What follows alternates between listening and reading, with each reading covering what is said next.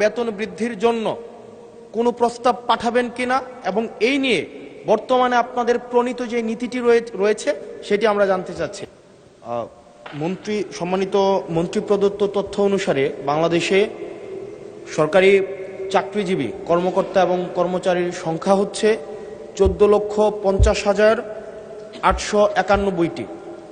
এই 14,50,891টি পরিবারের সর্বশেষ বেতন বৃদ্ধি হয়েছে 2015 সালে, আর বর্তমান হচ্ছে 2026 সাল।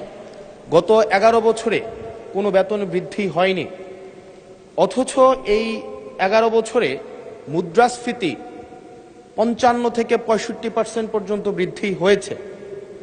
মাননীয় মন্ত্রী মহোদয়ের কাছে প্রশ্ন, এই 14,50,891টি যে পরিবার রয়েছে, প্রথম শ্রেণী থেকে চতুর্থ শ্রেণী কর্মকর্তা এবং কর্মচারীদের সরকারি তাদের বেতন বৃদ্ধির জন্য, যদিও এটি আপনার মন্ত্রণালয়ের না, আপনারা অর্থ মন্ত্রণালয়ে তাদের বেতন বৃদ্ধির জন্য কোনো প্রস্তাব পাঠাবেন কিনা এবং এই নিয়ে বর্তমানে আপনাদের প্রণীত যে নীতিটি রয়েছে সেটি আমরা জানতে চাচ্ছি। ধন্যবাদ।